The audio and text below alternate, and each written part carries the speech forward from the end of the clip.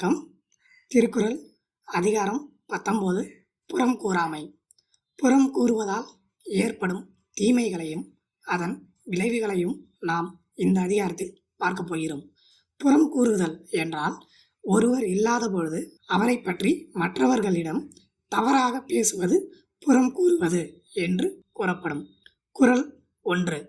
அறங்கூறான் அல்ல செய்யினும் ஒருவன் புறங்கூறான் என்றல் இனிது. விளக்கம். நேர்மையை போற்றாமலும் அவ்வழியில் நடக்காமலும் இருக்கின்ற நபர்கள் கூட மற்றவர்களை பற்றி புறம் பேசாமல் இருந்தால் அதுவே அவர்களுக்கு மிகவும் நன்மை பயப்பது ஆகும். குறள் 2. அறநீழி அல்லவை செய்தலின் தீதே புறநீழி பொய்த்து நகை. விளக்கம். ஒருவரை நேரில் பார்க்கும் பொழுது பொய்யா சிரிச்சு பேசிட்டு அவர் இல்லாத நேரத்தில் அவரை பற்றி புறம் பேசுவது நேர்மையை விட்டுவிட்டு அதற்கு மாறான காரியங்களை செய்வதை விட மிகவும் கொடுமையானது. 3. புறங்கூறி பொய்த்துயிர் வாழ்தலின் சாதல் அறங்கூறும் ஆக்கம் தரும். விளக்கம்.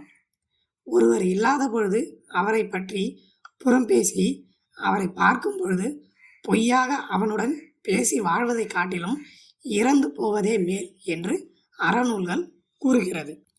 குறள் 4. கண்ணின்று கண்ணற சொல்லினும் சொல்லற்க முன்னின்று பின் நோக்கா சொல். விளக்கம். நேருக்கு நேராக ஒருவரது குறைகளை கடுமையாக சொன்னாலும் சொல்லலாம்.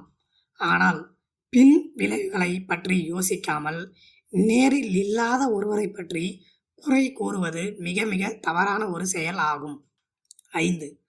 அறம் சொல்லும் நெஞ்சத்தான் அண்மை புறஞ்சொல்லும் புண்மையால் காணப்படும். விளக்கம். நேர்மையை பெரிதாக பேசும் ஒருவன் மனதளவில் நேர்மையானவன் இல்லை என்பதை அவனது புறம் பேசும் தவறான நடவடிக்கையை கொண்டு அறியலாம். 6. பிறன்பழி கூறுவான் தன்பழியுள்ளும் திறன் தெரிந்து கூறப்படும்.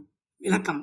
அடுத்தவன் குறையை அவன் இல்லாத பொழுது எவன் கூறுகிறானோ அவனது குறை அவன் இல்லாத பொழுது இன்னொருவனால் கூறப்படும். 7.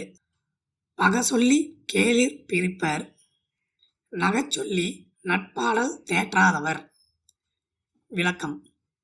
இனிமையாக பழகி ஒருவருடைய நட்புறவை வளர்க்க தெரியாதவர்கள் நட்பு கெடும் அளவுக்கு புறங்கூறி ஏற்கனவே இருக்கும் நண்பர்களையும் இழந்து விடுவார்கள் என்பது இந்த குறளுக்கான விளக்கம். 8. துண்ணியார் குற்றமும் தூற்றும் மரபினார் எண்ணெய்க்குள் ஏதிலார் மாட்டு. விளக்கம். நெருங்கி பழகியவரின் குறையை கூட பின்னால் பேசி தூற்றுகின்ற குணமுடையவர்கள் அப்படி பழகாத அயலாரை பற்றி என்னென்னலாம் பேசுவாங்க அப்படிங்கிறது தான் இந்த குறளுக்கான விளக்கம். 9. அறம் நோக்கி ஆற்றுங்கொள் மையம் புறம் நோக்கி புன்சொல் உரைப்பான் பொறை. விளக்கம். ஒருவர் நேரில் இல்லாத பொழுது அவரை பற்றி அவதூறாக பேசுபவன் உடலை இவனை சுமப்பது மரமே என கருதித்தான் இந்த நிலம் சுமக்கிறது. அதாவது ஒருத்தங்க நேரில் இல்லாத போது அவங்கள பற்றி பேசுகிற ஒருத்தனுடைய பூத உடலையும் நாம் இந்த உலகத்தில் சுமந்து தான் ஆகணும் அப்படின்னு தெரிஞ்சுதான் பூமாதேவி அவங்கள சுமந்து கொண்டு இருக்கிறாங்க அப்படிங்கிறது தான் இந்த குறளுக்கான விளக்கம். 10. ஏதிலார் குற்றம் போல் தங்குற்றம் காண்கிற்பின் தீதுண்டோ மண்ணும் உயிர்க்கு. விளக்கம். பிறர் குற்றத்தை காண்பவர்கள் தம் குற்றத்தையும் எண்ணி பார்ப்பார்களே ஆனால் புறங்கூறும் பழக்கமும் போகும் வாழ்க்கையும் நிம்மதியாக அமையும்.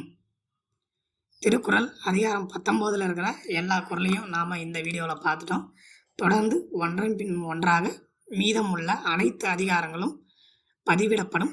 நன்றி, வணக்கம்.